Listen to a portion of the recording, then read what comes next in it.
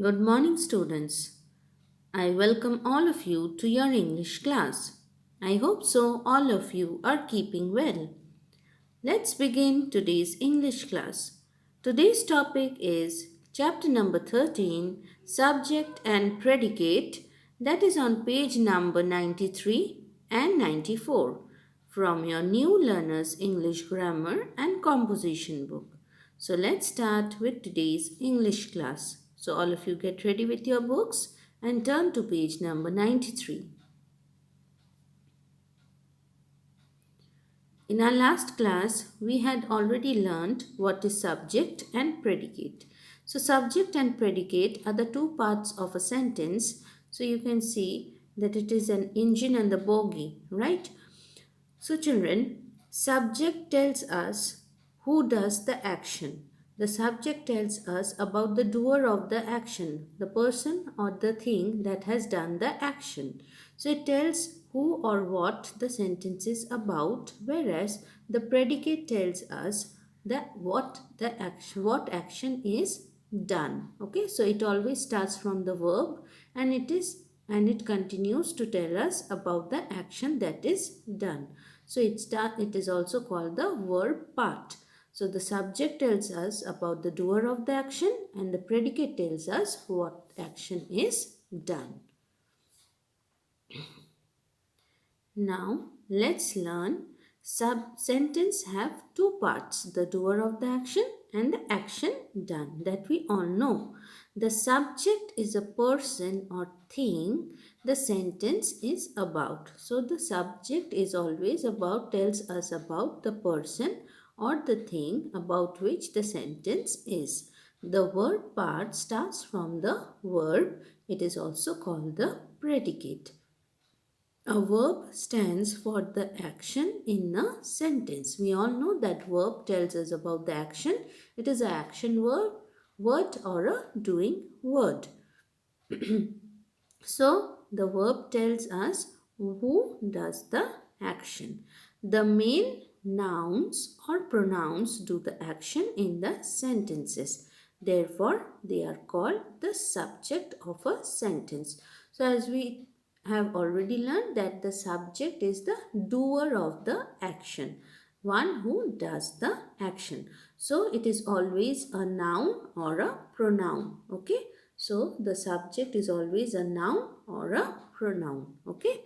And the verb part or the action that is done indicates the predicate of the sentence.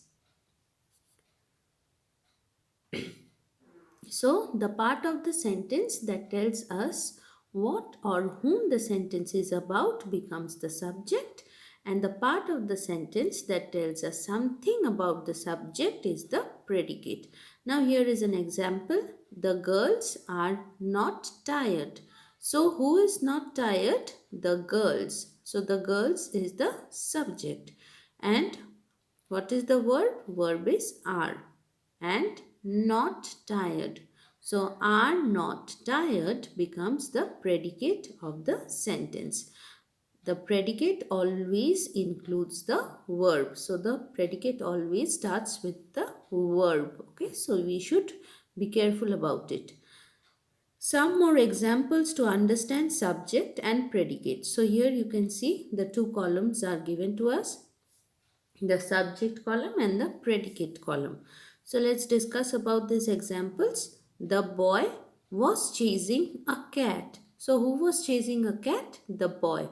So the boy is the subject and was chasing a cat is the predicate. Suraj is sleeping. So who is sleeping? Suraj. So Suraj is the subject and what is he doing? Is sleeping is the predicate. The toy car was running on the track. So what was running on the track? The toy car. So that is the subject. And what was the toy car doing? Was running on the track is the predicate. Next, the helicopter flew over the sea. So what flew over the sea? Yes, the helicopter. So that is the subject. Flew over the sea is the predicate. So the subject may have only one or more than one word. So I hope so it's clear to all of you. Now all of you come to page number 93. So we have let's practice here. We will start with the exercise number 2. Here we have to read the story given below and we have to circle the subject part and put the predicate part in the bracket. So we have to circle the subject and we have to put the part of the predicate inside the bracket. Okay? So be careful when you are doing it and follow it very carefully. One day, first I will read it out. One day, Emperor Akbar saw many crows in his garden. He asked Birbal, "How many crows are there in the kingdom?" Birbal answered, 9,000, sorry, 90,000, sorry, 95,463. So Birbal answered 95,463 crows. So Akbar told Birbal, "How are you so sure?" So Birbal, he answered. Birbal had a quick answer. Some crows have come to visit their friends here, and some crows have gone away to visit their friends. The number of crows can vary. So vary means it may change. So see how clever Birbal was to give the answer. So now let's start marking the subject and the predicate. So one day Emperor Akbar. So Emperor Akbar you will circle. Emperor Akbar is the subject. Saw many crows in his garden. Saw many crows in his garden. You will put inside the bracket. So Emperor Akbar is your subject.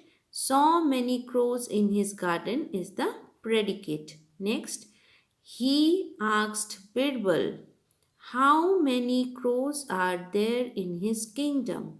So you will circle the word he. You will circle the word he and you will put asked Birbal, "How many crows are there in his kingdom?" inside the bracket. From asked till kingdom should be inside the bracket. So you will draw a bracket. You will open a bracket from asked Birbal, "How many crows are there in the kingdom?" And after kingdom, you will close the bracket. Next, Birbal answered 95,463.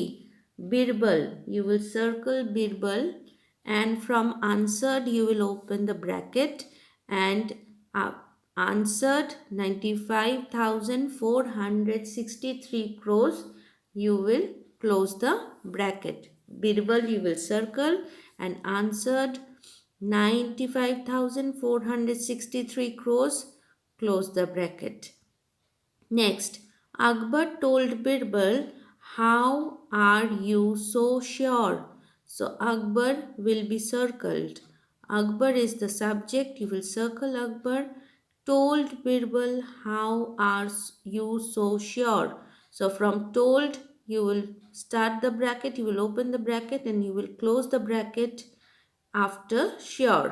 Next, Birbal had a quick answer. So circle Birbal and put had a quick answer inside the bracket. Next, some crows have come to visit their friends here. Some crows you will circle. Some crows you will circle have come to visit their friends here. Put inside the bracket. Have come to visit their friends here should be inside the bracket. Next, some crows have gone away to visit their friends. Again, some crows you will circle and you will put have gone away to visit their friends inside the bracket. Some crows you will circle and you will put have gone away to visit their friends inside the bracket. The number of crows can vary. The number you will put inside the bracket of crows can vary inside the bracket. So of the number you will circle, the number you will circle, and of crows can vary inside the bracket. So I hope so it is clear to you. Now, come to number 3.